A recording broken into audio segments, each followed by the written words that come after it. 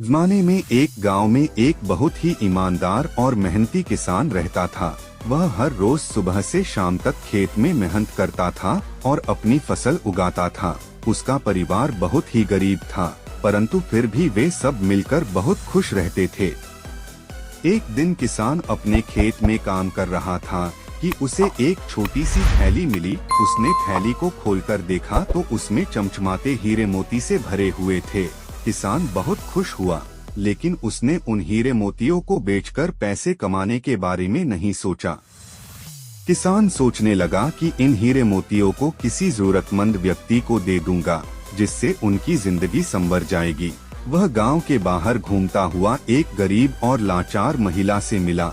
उस महिला के पास खाने को कुछ नहीं था और उसके बच्चे भूख से रो रहे थे।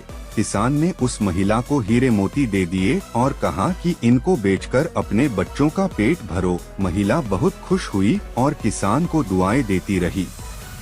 कुछ दिन बाद किसान फिर से अपने खेत में काम कर रहा था कि उसे एक अंगूठी मिली। उसने अंगूठी को पहना और तभी उसके सामने एक परी प्रकट हुई। परी ने किसान से कहा कि तुम बहुत ही ईमानदार और मेहनती हो, इसलिए मैं तुम्हारी हर इच्छा पूरी करूंगी। किसान ने परी से कहा कि मैं चाहता हूं कि मेरा गांव सुख समृद्धि से भर जाए और हर किसी के पास खाने पीने को पर्याप्त मात्रा में हो। परी ने मुस्कुराते हुए कहा कि तुम्हारी यह इच्छा पूरी हो जाएगी।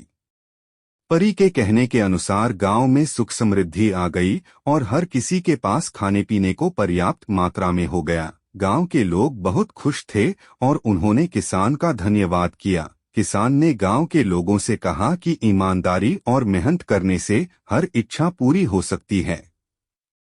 इस तरह किसान की ईमानदारी और मेहनत की वजह से पूरा गांव खुशहाल हो गया। गांव के लोग किसान की बहुत इज्जत करते थे और हर कोई उसका अनुसरण करना चाहता था।